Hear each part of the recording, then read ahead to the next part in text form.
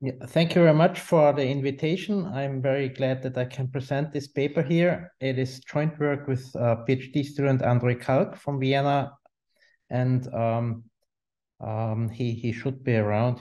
He said he's around, so let me just start here. So I will briefly start by introducing the topic, then I will present the basic model and illustrate this with a number of examples. Actually, only 2 examples I've chosen for this presentation. And then I will talk about a few extensions. And finally, I conclude. The paper is about the effects of political pressure, and we discuss this in the context of environmental policy.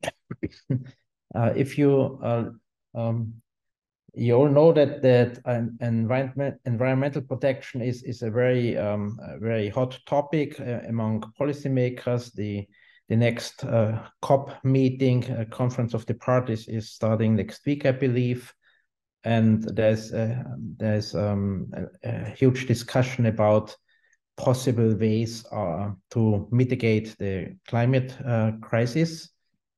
And there have been many meetings already, and many plans have been made, most notably the Paris Agreement from 2015. But if you look at the policies that have been implemented, then it's obvious that they are insufficient to reach these goals. That has also been pointed out by several organizations and scientific organizations. Now, why is that the case? One reason for that has been mentioned by several people is that political pressure from various sides has delays the implementation of strict regulation.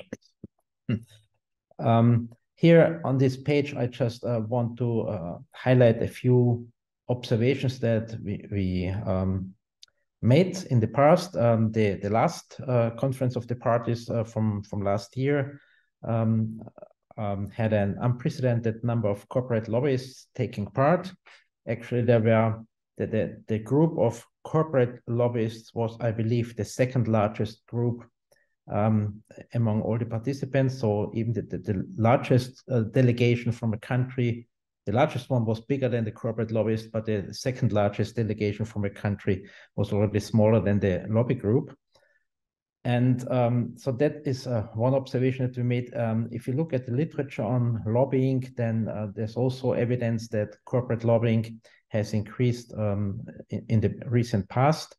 The papers that I mentioned, Hanegraaff and Poletti, they look at general corporate lobbying in the EU and document a significant increase. And the paper by Bruhl, 2018, focuses on corporate lobbying in the context of climate policy in the US. There's also empirical evidence that this lobbying has effects on environmental policy.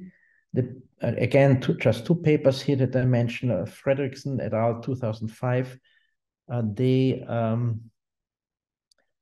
document that in those cases where environmental groups do lobbying for stronger environmental or more restrictive environmental policy, stronger measures against climate change, that the regulations or the policies are more stringent in these countries. Menk and Roth is kind of a case study of one particular case in the US, the so-called Waxman-Markey bill, which was meant to introduce a cap-and-trade system in the US. I don't know exactly how it was designed, but they passed already the House of Representatives, and then they got stuck or failed in the Senate. And this paper by Meng and Roth explains or describes how this was affected by the lobbying activities in this case. I also would like to mention that not only corporate lobbying is important. Governments today face also pressure from environmental activists.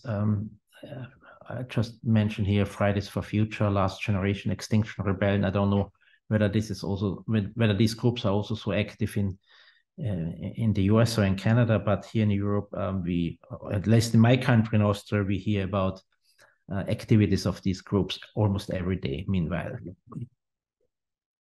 So what we claim in the paper is that due to political pressure, the preferences of governments become dynamically inconsistent, and that would then be a partial explanation, at least, for the fact that I mentioned on the top of the page, that the promised policies are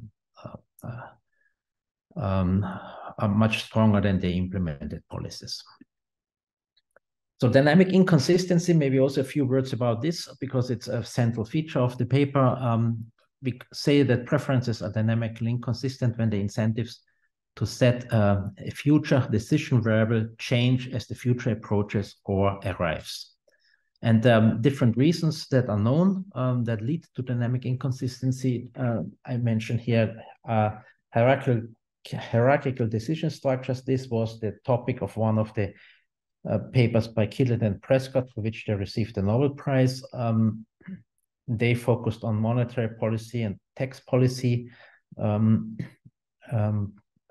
we see in a moment that it also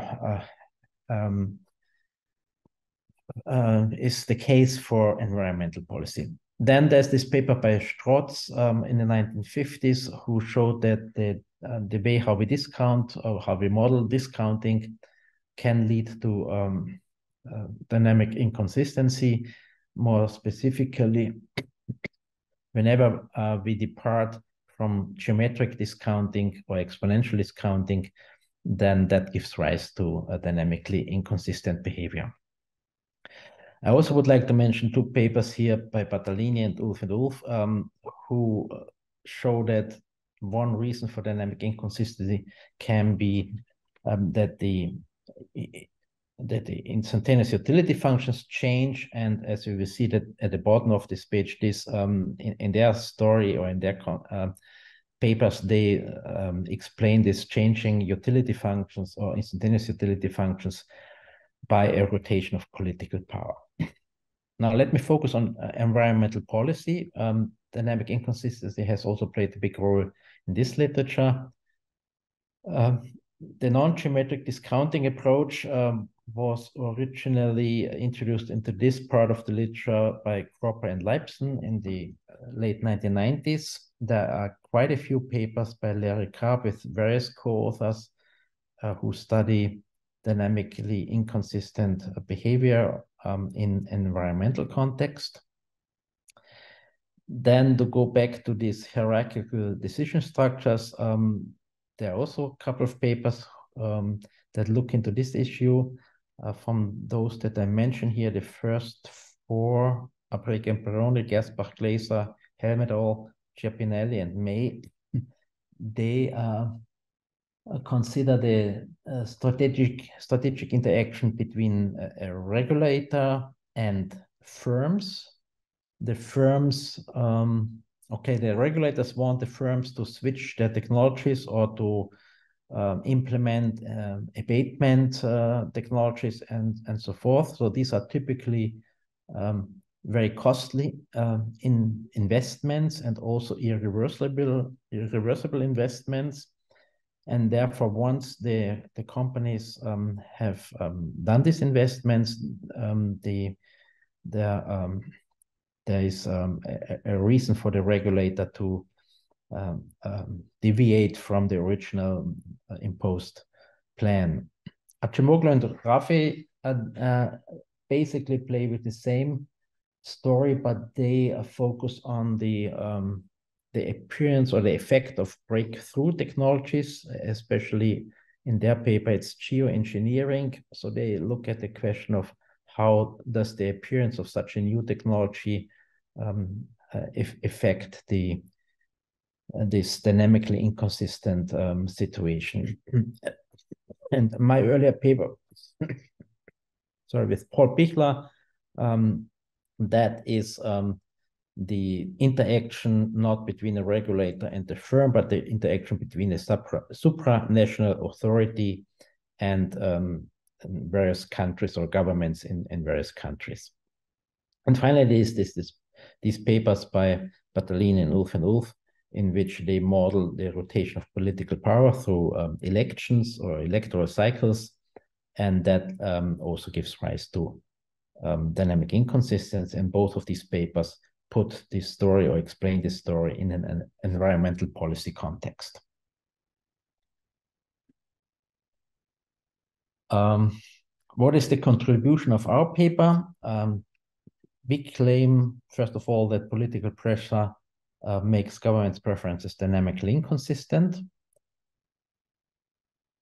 Then we look at a specific modeling framework that we take from other papers that describes the transition from fossil fuel-based energy production to clean energy production. And within this framework, we illustrate how the effect of lobbying can be described and how it gives rise to this dynamic inconsistency. Finally, our approach or our model of lobbying activities and how they impact the decision makers or the regulators or the governments is an alternative to established theories of lobbying, the most prominent one being Grossman and Heldman 1994. Now let me turn to the model formulation. So the model is based on papers by Bart Harstadt, who uses this framework to study environmental agreements, and has published a few papers. Not only these two, he's published a few papers, but the model that we use is most closely related, or is more or less directly taken from these two papers. So there are two ways to produce energy: a dirty technology, you can think of that as technologies that are based on fossil fuels, and the clean one, and you can think of that as water power or solar power or wind power or anything like that. There's a lot of normalization and simplifying assumptions in this modeling framework. For example, it is assumed that 1 unit of energy produced by the dirty technology generates 1 unit of emissions. So this is a linearity assumption combined with a normalization. The amount of energy that is produced by the dirty technology will be denoted by G, small g, with the index T. So small gt is the amount of energy produced by dirty technology in period T, and at the same time it's the amount of emissions emitted in period T. Large GT is then the stock of greenhouse gases, and that evolves, of course, according to this equation in the middle of the page. GT plus 1 is gamma times GT plus small gt. 1 minus gamma would be the natural rate of decay of these greenhouse gases. Now, the other technology is the clean one, and here we assume that this requires infrastructure that is not yet there. For example, windmills have to be built, and once the infrastructure is there, then we can make a normalization and a linearity assumption saying that 1 unit of infrastructure can generate 1 unit of energy per period. I denote the stock of clean infrastructure by capital RT and the corresponding investment rate into this stock by small rt. Then we get this accumulation equation: RT plus 1 is rho times RT plus RT, and 1 minus rho would be the depreciation rate of this clean energy infrastructure. Now, based on these two assumptions, we get that the total amount of energy that is produced in period T is small gt, which corresponds also to the emissions, plus capital RT, which is the stock of infrastructure available in period T. This energy cannot be stored. It has to be used in that particular period. And we assume now, following Hallstatt in his papers, that the instantaneous welfare function for the society in pure T depends on three arguments. The first one here is the total energy consumption, G plus R. The second one is the investment into clean infrastructure. And the third one is the negative effect of the stock of greenhouse gases on welfare. Again, following the papers by Hallstatt and also others, we assume additive separability of these three terms. So there's a benefit function that depends only on the energy that is consumed. There's a cost function for investment. And there is a damage function or disutility function that depends on the stock of greenhouse gases.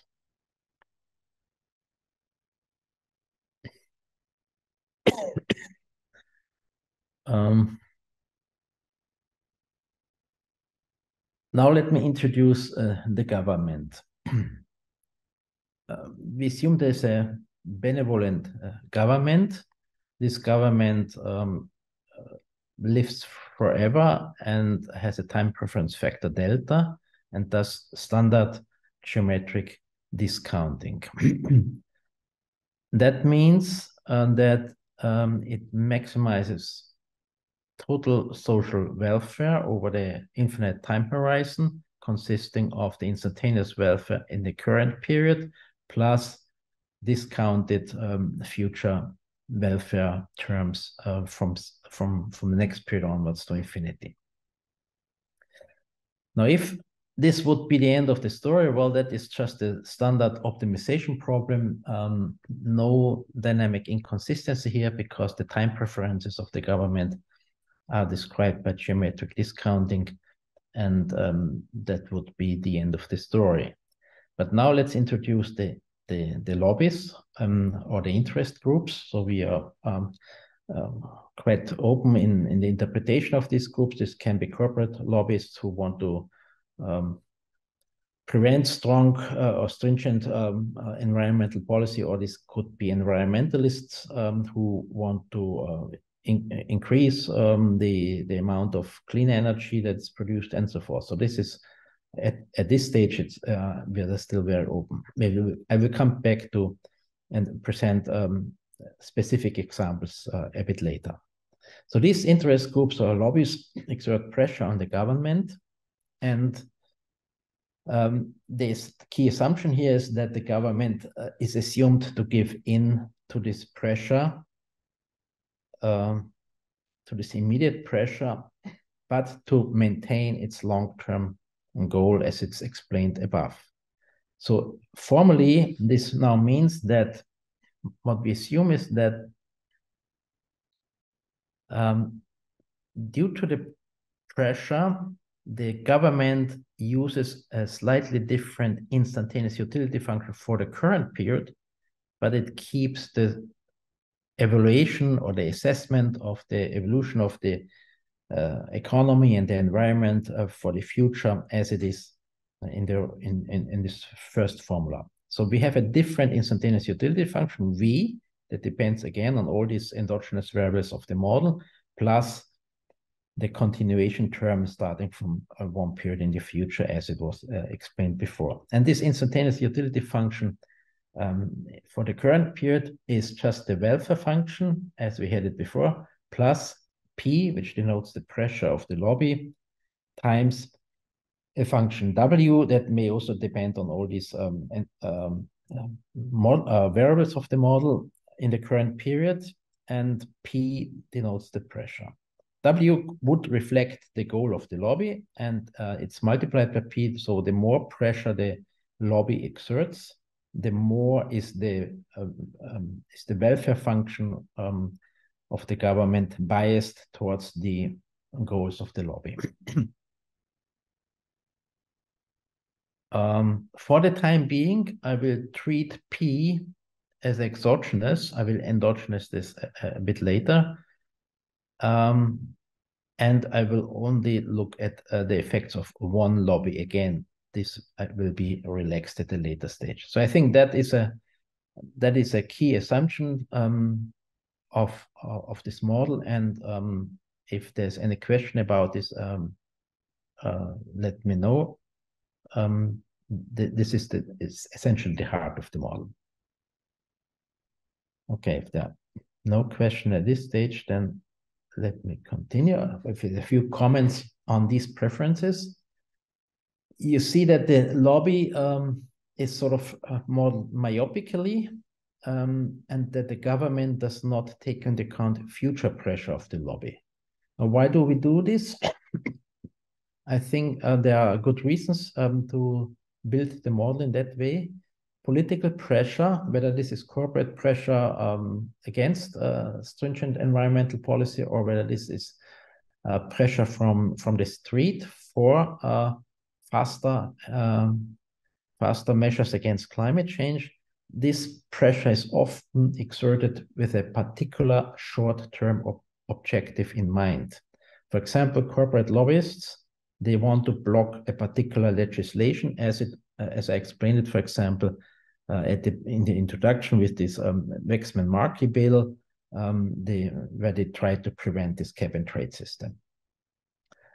Or if you think of the environmentalists or naturalists, they want to prevent the construction of a particular power station or a road or similar things. So this is a particular short-term objective that they have in mind, and they put pressure on the government in order to move into that particular direction.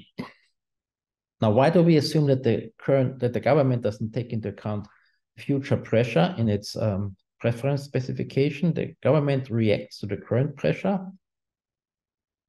and it anticipates at the same time that it may no longer be in power when future pressure arises. So therefore, they keep their original plans for the future, or their assessment of the plans or their preferences, they are unaffected by any pressure that might arise in the future. So the government still cares for the welfare throughout the entire infinite planning horizon, and this welfare is unbiased from the next period onwards, but it is biased in the current period where the pressure hits this particular government. Now, the interest groups on the other hand, do not take into account future actions of the government because they also correctly anticipate, and we will see this in a moment in the model, that the government is unable to commit to those actions for the future. So these were the comments on this specification, and now I can formally describe the policy problem for the government. The current period utility function V differs from the utility function U because it includes also the term that reflects the goals of the pressure groups. And this is the cause for dynamically inconsistent preferences. For example, as you see from the formula, an optimal policy from the point of view of pure T is no longer optimal in pure T S greater than T, because in pure T, the government evaluates the situation in the later period according to the utility function U, whereas when period S arrives in the future, they switch to a different utility function V, which then depends on the pressure in the future. So if the government would not have any access to a commitment technology, it would want to deviate from the original plans that it makes, and this is the dynamically inconsistent behavior.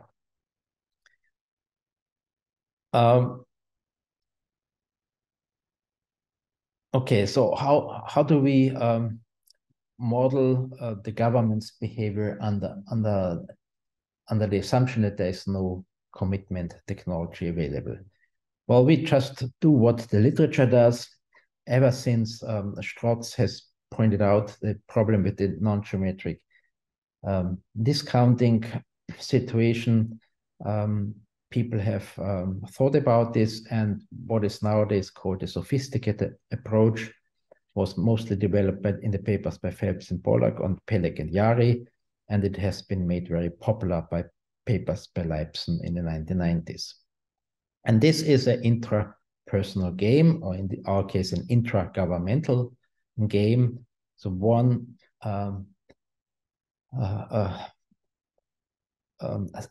self, as they call it, of the government, or one, the current government plays a game against future governments, or one self plays a game against future selves that come in the future.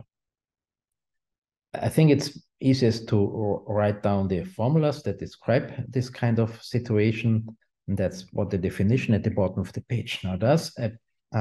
We will look at Markov strategies for the various selves of the government. I denote by phi the strategy that maps the state of the economy consisting of the two state variables, stock of greenhouse gases and stock of technology.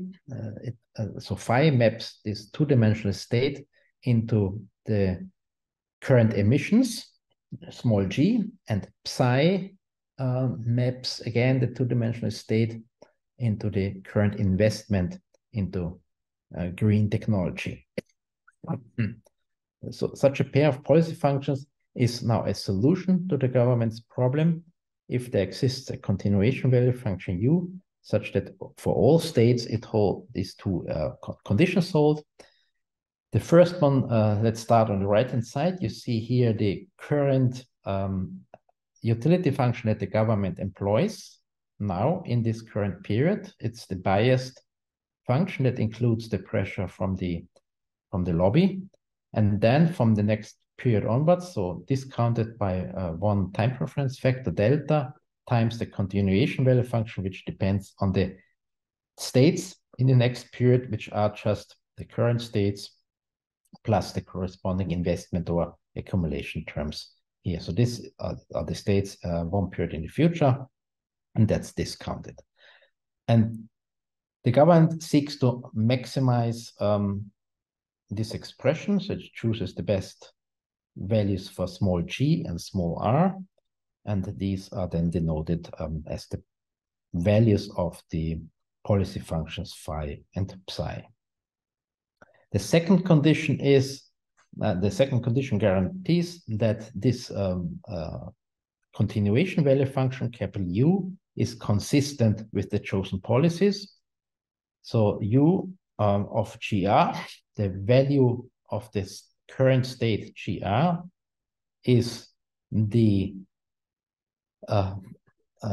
welfare function U, depending on current energy consumption, current investment, and the current stock of greenhouse gases, plus discounted value of future utility. And the fact that here is V when they maximize, and here there's the U, is again the reflection of the dynamic inconsistency, or the cause of the dynamic inconsistency of the government behavior. That is the definition of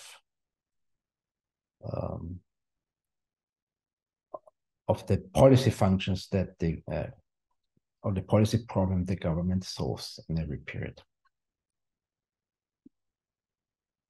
Now, before I come to the examples that I want to discuss, I want to point out one special case, namely if the function W, which describes the goals of the lobby, if this happens to coincide with the actual instantaneous welfare function here, then it follows that the V function, the biased function that the government uses to to measure instantaneous welfare is just 1 plus the pressure times U, because we have U plus P times W. Since W is U, that boils down to this effect, to this formula. And therefore, we can write the government's optimization or objective function as instantaneous utility function U or welfare function U plus beta times the infinite sum. And here is the discount factor delta S, and then the future utilities. And the beta in front of the infinite sum is just 1 over 1 plus P. So this is completely equivalent to what I introduced earlier for this special case, because the 1 plus P can be, I can divide the whole thing by 1 plus P. This 1 plus P is smaller than 1. So this is now the standard formulation of the beta delta model of quasi-hyperbolic discounting, which is by far the most prominent example of a non-geometric discounting or time preference structure, and that is used in most of the literature that deals with non-geometric discounting. The interpretation in our context would be that the lobby cares only about current utility and simply disregards the future. But note in particular that they care about utility, and utility here includes the current investment costs, for example, and also the current damage function due to the greenhouse gas stock. But what this does formally is that it introduces a present bias. It gives simply more weight to this current period than the future periods, and that is reflected by the beta smaller than 1 here. So the effect of the model of quasi-hyperbolic discounting is nested within our setting. That's what I wanted to point out here. And now I come to the examples. In these examples, we assume, as in Harstadt's paper and also in my earlier paper, that there's a linear quadratic setting. So we assume that the utility of energy consumption is a quadratic function with a Bliss point at y bar. There's a linear investment cost, small k times r, and again, there's a quadratic damage function of greenhouse gas stock. This assumption of linearity, of linear quadratic functional forms suggests that we will be able to find linear policy functions, and that's indeed the case. So I will write the policy functions in this form. They have a constant term, phi 0 or psi 0, and then they have reaction coefficients phi g, phi r, psi r, that describe how the stocks or the state variables affect the current decision variables. One more comment here. This time I have assumed a linear investment function. That is also the case in these other papers. They also have linear investment function. And one nice feature of this particular assumption is that there will be a steady state in this model, and this steady state will be reached in finite time, namely actually in 2 periods. The system is already in steady state, and that is a huge simplification to do analytical study. If we would drop this and would also make this function, for example, quadratic, then there's a asymptotic convergence to a steady state, but here we actually reach the steady state in finite time. So I will keep these assumptions throughout the examples that I'm going to present. And the parameters are, just remember that y bar is the Bliss point for energy consumption, small k is the marginal investment cost, and small d is the marginal damage of the greenhouse gases.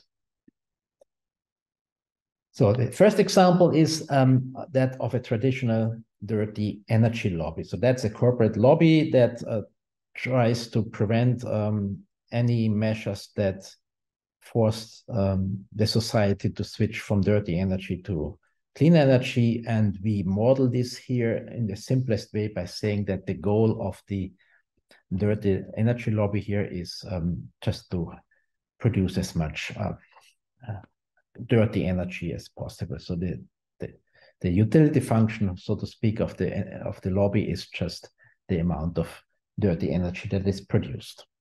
If you plug this into the model, solve this linear quadratic intra-governmental dynamic game for this stationary Markov equilibrium, you get these linear policy functions, and here you see the coefficients of for this case written down.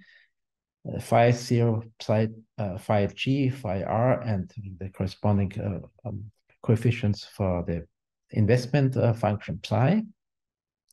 This we can also compute the steady state. As I mentioned before, it's reached in 2 periods. I denote the steady state by G star and R star. And to explain this result, or to try to understand what it tells us, let's look first on these response coefficients that describe how the strategies depend on the states. So these are 4 coefficients that I mentioned here. Phi G is negative in this example, meaning that the more greenhouse gases are already in the atmosphere, the lower are the emissions that are chosen by the government. Psi r, I switch here to the right-hand side. Psi r is the response coefficient of that describes how investment into clean technology depends on the already available clean technology. Also, this is negative. The more windmills are already have already been built, the smaller is the investment rate. So this is not so much surprising. These are negative feedback effects as we would expect them in a linear quadratic setting as this one. Probably more interesting are these 2 coefficients, phi r and psi g. The first one is negative, saying that the more clean infrastructure is available, the lower are the emissions that are chosen by the government. And probably most interesting is this coefficient psi g, which is positive, and saying that the more greenhouse gases are already in the atmosphere, the faster is the optimal investment that takes place. So the more is invested. So one observation that I should point out at this stage is that all 4 of these coefficients, if you look at the formulas here, you see it, do not depend on the parameter P, which measures the pressure, the political pressure of the lobby. Only the constants phi 0 and psi 0 depend on P. And I highlight this here on the next page. No, this is not what I wanted. Yeah, this is the correct one. Here I highlighted in red how the variable P enters the formulas that you saw on the previous page. So these are exactly the same formulas. It's just the P, wherever it occurs, is printed in red. And since I express psi 0 here for simplicity so that it's not get too long, the formula, by this other parameter, so that P affects phi 0 and therefore it affects also psi 0 indirectly. And we also see how P affects the steady state values. And then we can ask ourselves, what is the comparative statics with respect to the political pressure? The more pressure is exerted by this traditional energy lobby, the higher is this constant. So the more emissions are created in every state, possible state of the economy. So it shifts the policy function up by a certain positive amount. So this is what we would expect as a result of political pressure from corporate lobbyists that want to maintain high use of dirty energy. What we probably would not expect immediately is that also psi 0 depends positively on this pressure, but that reflects the benevolent behavior of the government gives into pressure by the lobby and allows higher emissions, but at the same time, it increases investment into the clean energy because it knows that these high emissions will lead to huge damages in the future, and therefore the investment rate also depends positively on the political pressure by the corporate lobby. The more the traditional lobby the more pressure it puts on the government, the faster will clean energy infrastructure be built. We also see here from these formulas how the two long-run steady states depend on pressure. Not surprisingly, total greenhouse gas stock in the long run depends positively on pressure, but related to what I said about the investment rate, also the long-run stock of clean energy goes up as pressure increases. Now, what I want to add in this context is that the R star is the amount of energy that can be produced by clean technology, whereas small g is the amount of energy that's produced by the dirty technology. So what about the policy mix or the energy mix in the long run? The amount of clean energy produced is R star, as I just said, and the amount of dirty energy produced is G star, which in steady state is equal to 1 minus gamma G star. I know how R star and G star depend on political pressure, and I can therefore easily find out how the fraction of energy that is produced by clean technology, namely this amount, the numerator is the amount of clean energy that's produced, and the denominator is the total energy production in steady state. So that small m describes the fraction or the energy mix. And we see that this can actually depend positively on the pressure as long as the bliss point for energy consumption is not too large. Now it becomes negative if the bliss point is larger, but for relatively small bliss points, the political pressure actually the political pressure by the dirty energy lobby actually improves the energy mix in the long run. So this is an interesting observation that we can find in this example. Now let me turn to the second example. Here I assume that the utility function of the lobby is the utility of current energy consumption. So that differs from the previous example because this lobby now does not take into account the costs of investment, and it does not take into account the damage due to the climate change.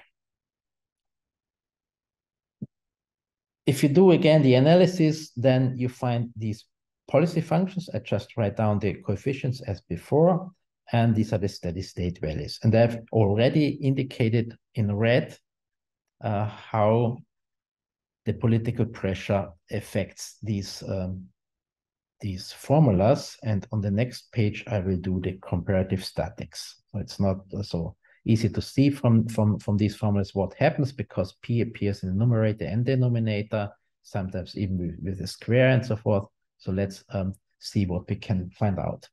The analysis is a bit more complicated. We cannot get global results here, but we interpret our model as a linear, quadratic, or second order approximation to a more general nonlinear model at the steady state. So we evaluate the derivatives of these policy functions at the steady state, and we can find that higher pressure by this particular lobby leads to more emissions, and it also leads to more investment.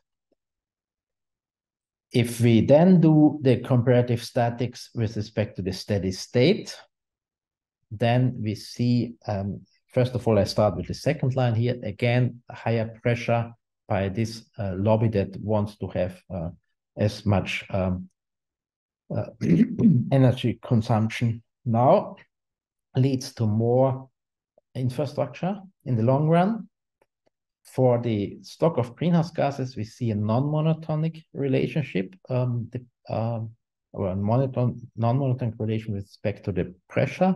Namely, if pressure is relatively small, smaller than this number on the right-hand side here, then more pressure increases the stock of greenhouse gases in the long run. But if the pressure becomes even higher, then the effect turns around, and the more pressure the lobby exerts, the smaller will be the stock of greenhouse gases in the long run. This non-monotonic dependence of G star on P is due to the interaction between the states and the preference structure with the bliss point. Now, I think I have roughly 15 minutes left or so. Let me move on to the extensions. The first extension is probably the most interesting one for this audience, because after all, this is the dynamic games a seminar, and so far I have taken the pressure of the lobby as an exogenous parameter. Now let me endogenize this parameter so that there is actually a game between the lobby and the government. In order to model this, we assume that the lobby can choose its pressure P, and we assume that higher intensity, so a higher value of P, leads to higher costs to the lobby. So if the lobby in pure T chooses pressure PT, then it does this in order to maximize its goal, here the W function, minus the cost of the pressure. So this cost of the pressure could be the number of people that the certain industry sends to the conference of the parties, or the number of offices and people that they place close to the European Union in Brussels, or close to Washington, and so forth. So these are the costs of pressure, and this is the benefit. And you see that the PT variable does not appear explicitly here. So we will see that pressure, there will be positive pressure only if the government can react to this pressure. So we will need a hierarchical equilibrium concept, the Stackelberg equilibrium, in which the lobby moves first, exerts pressure, and hopes that the government reacts, and that then provides the benefits to the lobby. Now, as for the government, the second player here, the biased welfare function in pure T, now I write it again as small v, but I include explicitly now the choice variable of the lobby, PT. The other variables are as before. It's the current welfare, U, plus PT times the utility function of the lobby. And the government in pure T seeks to maximize this biased current welfare plus the discounted unbiased welfare for the future. Okay, Stackelberg equilibrium, as I mentioned, is what we want to look at, and I explain this in small steps so that it's easy to grasp. First of all, I introduce or define stage games and the best responses. Fix a certain state of the game, GR, so these are the two state variables, and fix a certain continuation value function U. Let this be given. The subgame or stage game related to these states and this continuation value function consists of the objective function of the two players, the government and the lobby. So what does the government do? It maximizes its immediate biased welfare that depends on the pressure of the lobby, plus the discounted continuation starting in the next period, or continuation value starting in the next period from these next states. So that is the objective function in the stage game for the government. The lobby, on the other hand, as I said before, maximizes its own utility function minus the cost.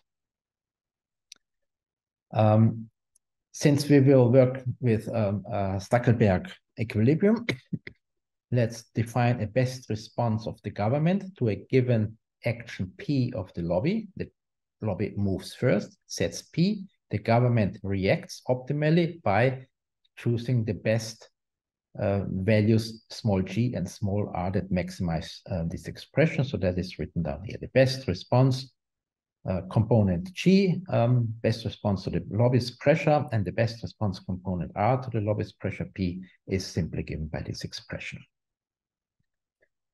Okay, then I can move on to define the Stackelberg equilibrium of the stage game. This is a static game, standard definition of a Stackelberg equilibrium, a triple consisting of the choice variable of the first player, lobby, and the other two players. The other two choice variables of the government, G and R.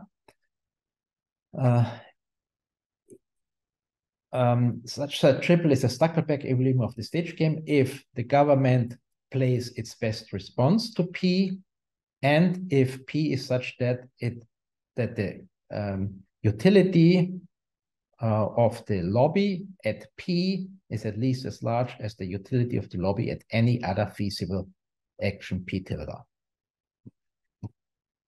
That's the Stackelberg equilibrium of the stage game. Now let's move on to the dynamic game. All players, lobbies, and the selves of the government use stationary Markov strategies. I have continued to denote the strategies of the government by phi and psi as before. So that's the emission strategy, that is the investment strategy, and the strategy of the lobby that specifies how much pressure they exert in a state, in a given state, will be noted by mu. And the triple of such strategies, mu, phi, and psi, is a stage-wise Stackelberg equilibrium of the dynamic game if there exists a continuation value function u, such that for every state, this triple evaluated at the given state is a Stackelberg equilibrium of the stage game. And if this condition holds, which says as before that the continuation value function capital U is consistent with these strategies. So it's again the same equation that we had before. It's actually identical as before. That is the definition of a Stackelberg equilibrium. And here's an application for this situation. So let's now consider the lobby as a player. The government is the other player. To stick with the linear quadratic setting that I introduced earlier in the examples, I assume that the cost of lobbying is quadratic with the marginal cost parameter C. And again, this is the traditional dirty energy lobby that I discussed earlier. So that the goal of the lobby is to increase dirty energy production.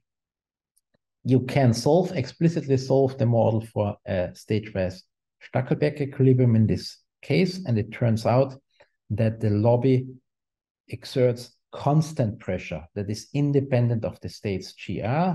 Whatever these states are, the lobby exerts this pressure, which is of course decreasing in its cost parameter, but it's also decreasing in the damage value small d and in the time preference rate of the government. Why is it independent of the states? Well, that's explained here in the last paragraph. I have pointed out earlier when I introduced this example that in this setting the response coefficients phi g, phi r, psi g, and psi r are independent of the pressure. And hence the marginal benefit of pressure for the lobby is independent of the states. But by assumption, the marginal cost is also independent of the states, and that eventually then leads to the fact that the strategy of the lobby is also independent of the states. Now I'm have just a couple of minutes. I will now rush through the rest. This was the extension with endogenous pressure. We also looked at the case of multiple lobbies. So here is an example where there are two lobbies, the traditional dirty energy lobby that we saw already in two examples now. And there's a second lobby that wants to increase investment. So its goal is to maximize small r. We solved the problem also for this case of two lobbies. It works for exogenous and for endogenous pressure in the same way. And I will skip the discussion of this case. It can be done. We have done the comparative statics also here, but I want to conclude. What are the main points of this analysis? We claim that pressure from interest groups is an important aspect in environmental policy making. There's a lot of anecdotal evidence for that, but there's also empirical evidence, as I have pointed out earlier, that this takes place and also that it has effects. This observation may help to explain the shortfall of implemented policies against the publicly announced policy goals, or also those goals that are encoded in certain international agreements. We furthermore claim that this pressure is likely to generate dynamically inconsistent preferences of the policymakers. And we strongly advise everybody to take this aspect into account when policy advice is generated. We have illustrated the consequences of political pressure in the framework that we took from Hallstatt's papers, in which climate policy and international environmental agreements are studied. And it may, of course, be helpful to study or do the same approach also in other contexts or in other models. Our approach is, as far as I see it, conceptually very simple, much simpler than the existing theory of lobbies by Grossman and Helpman, and hopefully it allows to study the effects of lobbyism also in a few other contexts. Finally, what can we do in the future?